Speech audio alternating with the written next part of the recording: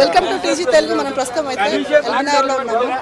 ఇక్కడ జక్కిడి ప్రభాకర్ రెడ్డి మరికొద్ది రోజుల్లో పార్లమెంట్ ఎన్నికలు అవుతున్నాయి. పట్నం సునీత మహేందర్ రెడ్డికి మద్దతుగా ఎల్బీనగర్ ఇన్ఛార్జ్ జక్కిడి ప్రభాకర్ రెడ్డి గారు వాళ్ళకి ఇన్ఛార్జ్గా వాళ్ళకి మద్దతుగా ఇక్కడ ఎల్బీనగర్లో ప్రచారం చేయడం అయితే జరుగుతుంది. ఆ ప్రచారం ఎంతవరకు వెళ్ళింది, వాళ్ళు ఎంతవరకు చేస్తున్నారు మనం.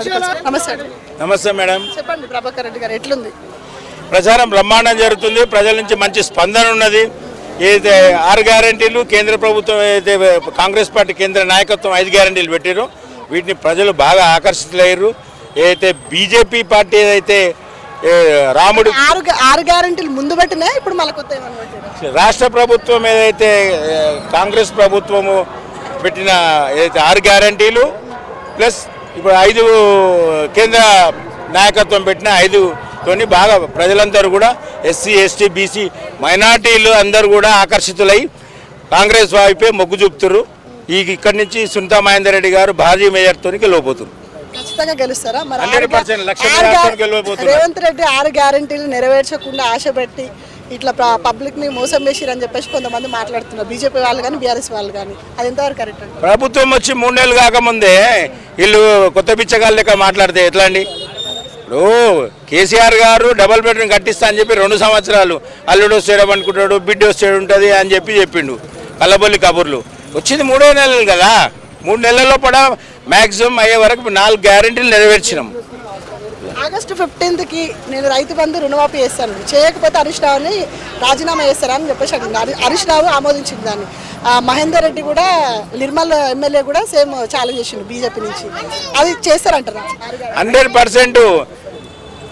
ఆగస్టు మంత్లో 2 లక్షల రుణమాఫీ జరుగుతుంది. దాంట్లో ఓరవునన్నా కాదన్నా జరుగుతుంది పక్కా 100%. పట్నం సునీతా మహేందర్ రెడ్డి ఖచ్చితంగా గెలుస్తారా? 1,00,000 మెజార్టీతో గెలవబోతున్నారు సునీతా మహేందర్ రెడ్డి గారు. ఇప్పుడు ఈటల రాజేందర్ గారు అతను లెఫ్టిస్టు, ఆ ముసుగులో ఉన్న రైటిస్ట్. ఈయన దేవుడికి ఏం సంబంధం? వీళ్ళు ఎప్పుడైనా దేవుడికి బొట్టు పెడతారా? అసలు ఈటల రాజేందర్ గారు ఎప్పుడైనా గుడికి పోతారా? వాళ్ళు ఏం పోతారో మాకు తెలియదు. కానీ బీజేపీ కాదు భారత్ మాతా జయ అన్నారు. ఇంకోటి ఫస్ట్ ఆఫ్ ఆల్ ఏంటంటే ఈ బీజేపీ వాళ్ళు దేవుడి పేరు చెప్పి ఓట్లాడుకోవడం మానేయాలి. ప్రజల యొక్క ఎవరైతే బిలో ప్రాపర్టీ ప్రజల కోసం వాళ్ళు చేసేది ఏమి లేదు. వాళ్ళు అంతా చేసేదంతా అప్పర్ ప్రాపర్టీ. ఇప్పుడు ఈ గుజరాతీ బేరగాళ్ళు తడిపార్ ప్రధానమంత్రి అమిత్ షా వీళ్ళు ఏం చేస్తున్నారు? వీళ్ళు దేశాన్ని మొత్తము 1,50,000 కోట్ల అప్పుల పాలు చేసేసారు. 14 మంది ప్రధానమంత్రులు 54 సంథింగ్ ఏదో ఉందిగా ఫిగర్, 54,000 లక్షల కోట్ల అప్పుండే. 14 మంది ప్రధానమంత్రి. ఈయన ఒక్కడే ప్రధానమంత్రి 114, 115 చేసిండు. చాలా మంది బీఆర్ఎస్కి వెళ్ళి కానీ బీజేపీకి వెళ్ళి కానీ మారి కండోలు కప్పుకుంటున్నారు ఇక్కడ ఎల్బీనగర్కి వెళ్ళి. మరి మీరు ఎందుకు మారలేదు?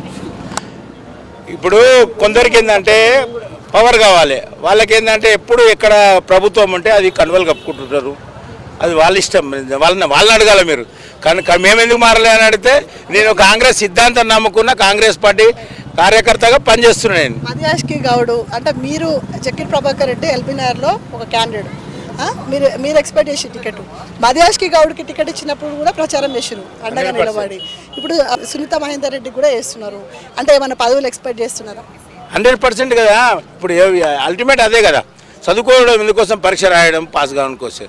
ఆల్మోస్ట్ ఆల్ పనిచేస్తున్నాం. అధిష్టాన వర్గం కొన్ని ఈక్వేషన్ల వల్ల పదవి రాకపోవచ్చు. 100% పదవి వచ్చినా రాకపోయినా మా పనిచేసిన మా కర్తవ్యం అండి. పని చేస్తాం అంతే, అది ప్యాషన్. చూస్తున్నా జక్కిడి ప్రభాకర్ రెడ్డి అయితే ఎల్బీనగర్ ఇన్ఛార్జ్. పట్నం సునీతా మహేందర్ రెడ్డికి అయితే మద్దతుగా ఇక్కడైతే పార్లమెంట్ ఎన్నికల్లో మద్దతుగా ఉండి ప్రచారం చేస్తున్నారు. నేను టికెట్ కోసమే ఆశిస్తలేను, కాంగ్రెస్ అంటే నాకు ముందు నుంచి నేను కాంగ్రెస్లో ఉన్నా కాబట్టి నేను కాంగ్రెస్కే పని చేస్తాను అని చెప్పి చెప్పడం అయితే తెలుస్తున్నాను. వాళ్ళ ప్రచారం అయితే తెలుస్తున్నాను. కెమెరామెన్ స్వామితో నేను మిరిష్కరి.